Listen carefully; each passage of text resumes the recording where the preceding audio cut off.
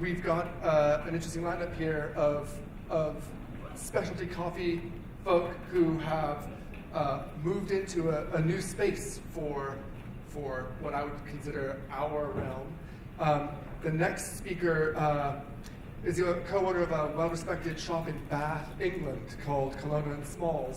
He's also the co-author of a book called Water for Coffee that has been really well received in that little bubble that I live in. Super interesting book if you want to think about coffee in a new way. He's a 3-time UK barista champion. He's also been a finalist in the world competitions those 3 times. His subject today, Superlative Specialty Coffee Experience from a Capsule. So please welcome Maxwell Colonna-Dashwood.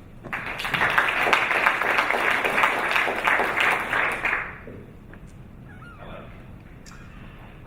Yes, so I'm going to talk to you about capsules, primarily through the eyes of a coffee geek. That's me. I present this topic in a number of different rooms, and I get 2 very different responses. Where I spend most of my time is somewhere like a workshop or a barista competition, and in that kind of room, the topic of capsules comes up, and people find out that I'm doing capsules. And generally there's silence, looks of confusion. The cynics in the room say, oh, he's selling out, he's selling out. Compare that to a room like this, or a trade show, I get a very different response. There's no confusion, there's no silence. There's actually a quick, well, of course, who isn't? Brilliant margins, growing part of the market, of course, get into it. Now, I think both groups don't understand our motivations within our company of why we're approaching capsules. We had one goal at the beginning, one question. It was, how good can a capsule taste? Okay? On paper, the technology's magnificent. It should be able, thank you for the magnificent technology. It should be able to make incredible cups of coffee. So the question we had was, is it just a correlation thing? Is this sort of a half-truth? Our experiences of capsules, are they the whole picture? And I think we see this a lot in specialty coffee. There's so many variables that we're all struggling to figure out what good coffee is. So is it freshly ground? What temperature do we use? And we end up with this sort of coffee by numbers. Take pour-overs versus batch brewers, for example. You go into a specialty coffee shop and somebody makes you a pour-over. And that shop, first of all, has decided that they've got the time to make a pour-over. The same kind of shop's probably going to invest more in coffee, in the staff, in time. And you have a great cup of coffee. And so you look at it and you go, well, that was good. How did they make that? Oh, a V60, that must be the best way to make coffee. On the other hand, you go to a multinational hotel and you're in a conference room and you have some coffee from a batch brewer and it doesn't taste very good. And so you go, how is this made? Oh, in that metal tub. That must be bad.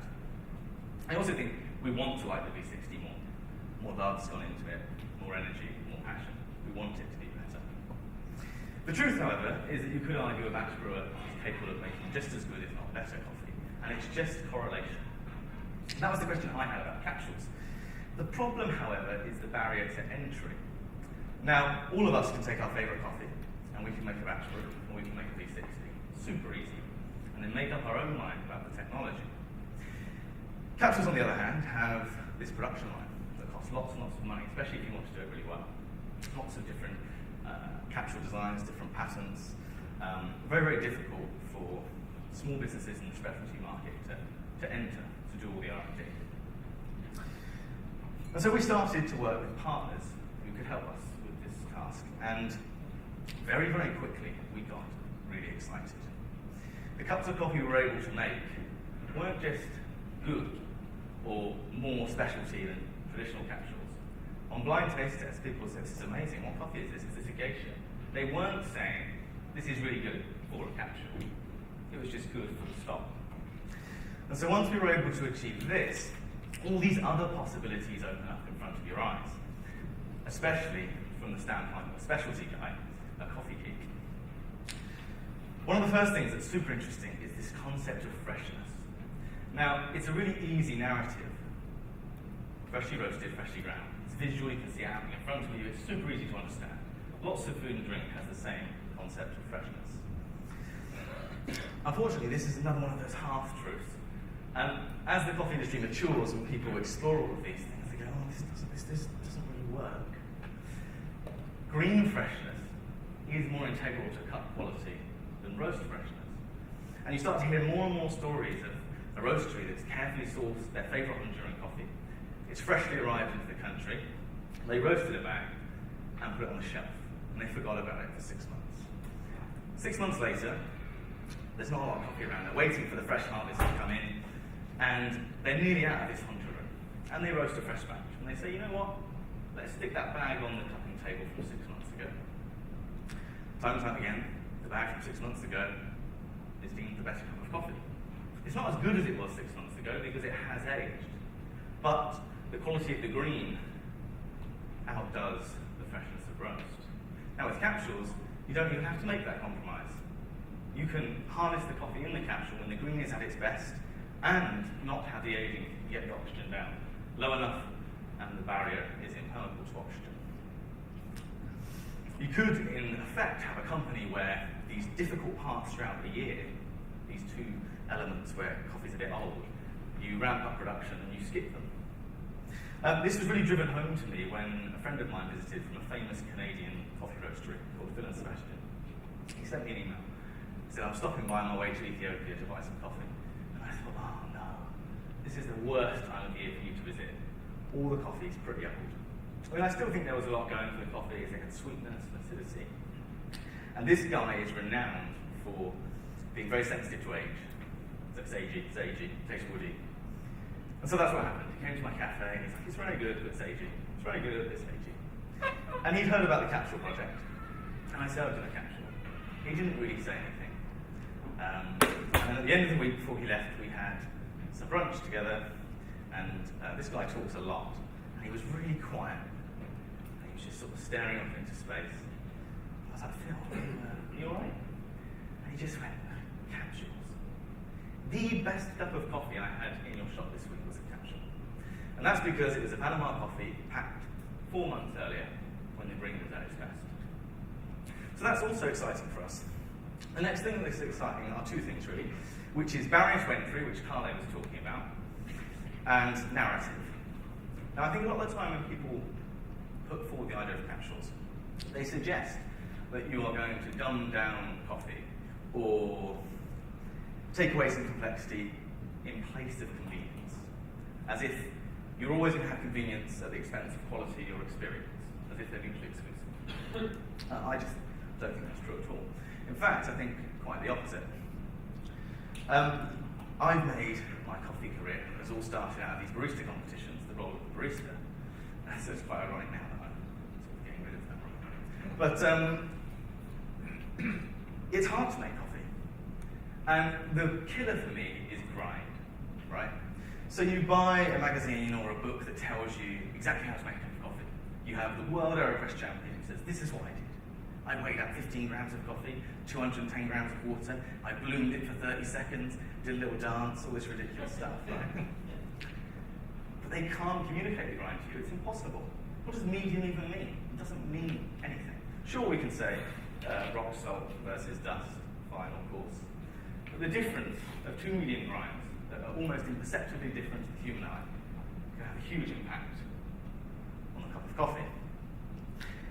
And that ties in nicely to narrative, which is, I think when people come into my store or engage with my company, I can tell them one story. We can have one idea that we share. Sure, there's the people who really get into it and they learn all about it. And I think in a lot of specialty coffee shops right now, that conversation is the making of the coffee. It's the craft, right? Which is you buy 3 bags of coffee off me, and we spend all this time talking about how irritating the water is, or how to grind, or all these different things. And it excites me that if we skip that, the story can be a different story. The story can be more wine-like. We can focus on provenance and flavour. Because, think about it. I don't expect anybody who's bought 3 bags of coffee in my shop that we roasted, gone home, weighed each one out, ground each one fresh, made 3 cups, and tasted them all to talk about the difference. With capsules, you're encouraging that dialogue. You're like, oh, the Panama's super fruity. Oh, the Ethiopian's really, really floral. And you've got people who were never engaged in that conversation before, suddenly engaged straight away. Which brings me on to the next thing, which is strength. Most capsules in the market do not have the strength of espresso, typically brewed in a shop. In specialty coffee, we're really good at pushing two strengths. We've got this really strong beverage, like Carla said, sort of 10% strength, 10% coffee and the rest water. Then we've got this really dilute beverage, like 1 to 1.5% strength. And a lot of people struggle with those strengths. The delicate coffee, the filter coffee, to learn to pick up nuance, it takes time to think about. Acidity, which we really value in high-grade coffees, at 10% strength can often be quite overwhelming. And there's a lot of people who I've tried the specialty coffee thing, I'm just not into it. You present them with a 4% strength beverage, and suddenly they're engaging in these flavors in a way they never did before. And I think, obviously, Nespresso have think strength's great, that's why they do it. But I think it's a strength that we've barely tapped into in specialty coffee. The thing is, there's a belief, people believe they like a stronger strength, 10%, but a lot of blind taste test studies show that 4 to 5% strength is a lot of people's preference. Okay. Then, of course, there is the commercial aspect. Carla did say he felt that specialty coffee had great margins. I think a lot of roasters complain that they're working in a very, very tight bandwidth for green coffee prices, especially because most of them are selling to restaurants and cafes. They're not really selling straight to the end user. And we complain that although we've established a higher sense of value, so let's say a traditional commercial coffee, a bag is half the price of a specialty, it's kind of the ceiling. So if we want to buy really exciting and interesting coffees, most roasteries shy away from it. Like, oh, yeah, I would buy it, but then I'm going to stick it on the shelf, and it's going to age, and less of our customers will buy it, and it's a bit of a risk. With a capsule, I'm encouraged to buy these exciting coffees and put them in. So rather than using capsules as a conduit for cheaper commercial grade coffees, which I'm not saying that's what you buy, no, you buy very good coffee, but a lot of people entering the market are trying to do that. So I see it in the complete opposite way. If we can get rid of that barrier to entry for production line, they're perfect for boutique coffee companies. You can buy these expensive coffees, increase your shelf life. And obviously the genius of a single cup is it changes how people engage with price. I can sell you a geisha, which is a very expensive green coffee, most famously grown in Panama. And I can sell you a capsule for 75p. Now, people's reference is the coffee shop they come into. It's like, wow, for a geisha I'd pay £5 in my specialty shop. That's awesome, I can taste a geisha for 75p. They don't do the maths and realise that I'm charging them £120 a kilo. But it's fine, because I'm happy, because I'm encouraged to buy these coffees. Exploring high-end coffee is no longer a place where I have to lose all my margin and just do it as a, I don't know, like a concept car or something to drive the brand.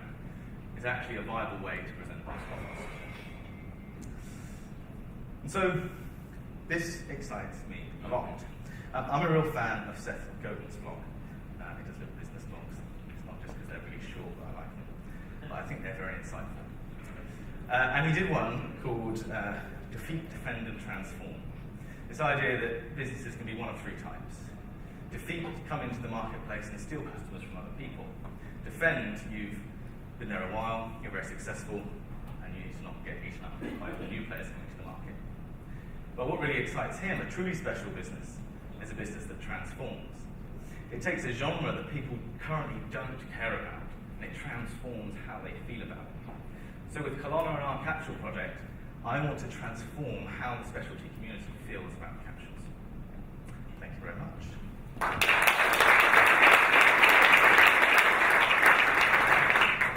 Questions?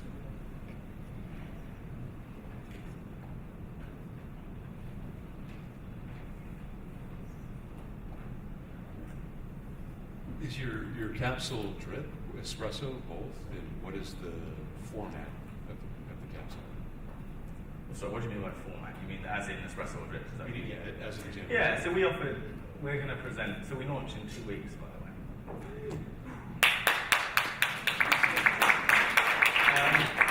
I wasn't going for an applause on that. You're getting one anyway. So we offer a short and a long. And so the short is the 4% strength beverage, which is, people will perceive it as espresso, even if you wanted to have a debate about whether it actually constituted espresso, that's how it will be presented. And then we offer a long, which we're calling a long, which is a filter strength, which is roasted and ground differently to the shorter, which is going to be more typical of a specialty filter. Yeah. The long is recommended without milk, whereas the short combines very well. And which machines will your capsule there? All Nespresso compatible machines. Yeah. Next question. I have the same question. Like, does the bunch of the machines, does it matter if it's like, is it going to be the same with any Nespresso machine? Yeah, so basically there's been a lot of Nespresso machines that have gone to market, and a lot of people coming into the capsule marketplace have struggled with failure rates, which is of course the Nespresso capsule design will work the best with their equipment. That's all designed as an end-to-end, and a lot of people could get something that worked on the majority of machines, like a Pixie or an Essia, but then the U series they would struggle with, and failure rates would go up. But our failure rates are really, really low, they're under 1%, which we thought was really, really important with the price point we're pushing. The technology is pretty amazing, the temperature consistency of the machines, the flash heaters is a genius way to do it. So that's what's really exciting. We still have the same problem Salvatore pointed out, which is the water, and doing that damn book of mine means people ask me all the time what I'm doing about the water. I'm actually working on two solutions, a B2B solution and also a home solution. So a solution for everyone to have water specifically for coffee at home, which you can neatly have with the capsules you buy from us. Yeah. But yeah, it's exciting that you don't need to push a specific machine. Anyone else? Well, I have a question about the search for partnerships, because that must have been a very interesting experience on the early development side. Yeah, 100%. So I think we were really lucky. See, I had the idea, and actually, me and Carlo were at an event a couple of years ago, and he was like, I'm really interested in instant. I was like, I'm really interested in capsules. And now we're both here, so it's really cool. But the problem is that a lot of the existing partners I didn't have confidence in. They're not working in specialty, they don't have sensitivity to what I want to achieve in the cup. And I was very lucky actually that a partner in the UK, they have a head of coffee, they're a private label company, and their thing is no job's too small, they work with all these interesting companies. And they wanted to do capsules, and the guy who headed it up is a world championship judge, he's a Q grader, so he actually said to me, are you interested in working together? And I'm like, so you'll buy everything? Yes, I am. So we've ended up with a really good partner, but yeah, from a risk point of view, it's risky. All our bets are on that at the moment. Yeah. Any other questions? Yeah, Anya. Yeah, I have to introduce myself, so I'm Anya. Is it just UK, or are you going Europe, global, US distribution? Global is the idea, because of the cool thing about the specialty coffee community, which the Australian man touched on earlier, social media, is the sharing that goes on within the community.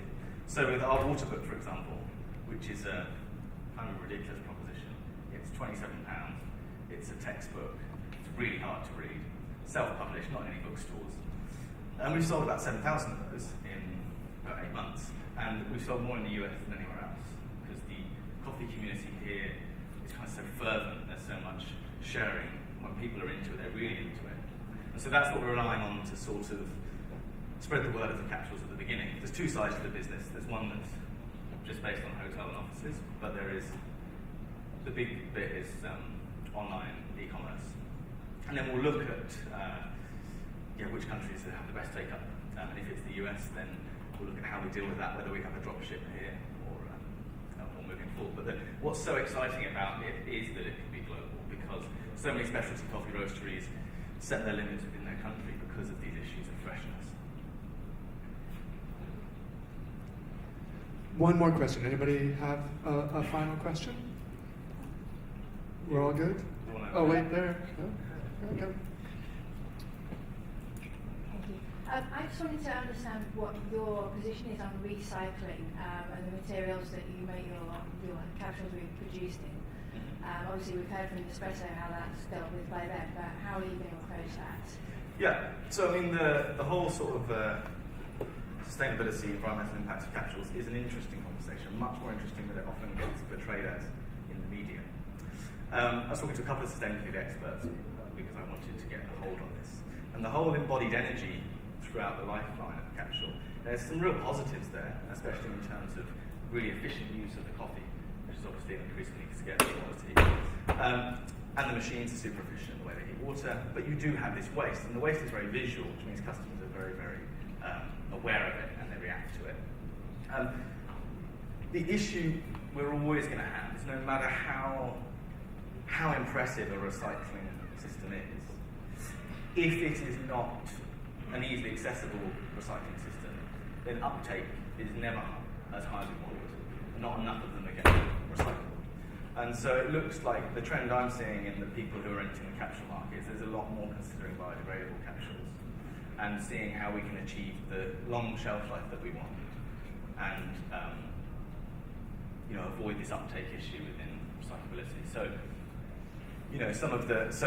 they're Julep. Do you know Julep? They're a British company. They've just released theirs, which is sort of interesting. They made the bag biodegradable as well. The bag is an oxygen barrier.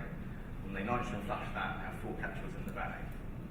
And I believe there's another company in Switzerland as well that claims to have a Superlative biodegradable and also oxygen barrier free. None of the materials that have been trialled compare to aluminium in terms of freshness. That's like the ultimate in freshness. So for our company, we will be looking at the biodegradable options. For me, I feel that's the solution that I'm most happy with in the future. Thank you so much. Thank you.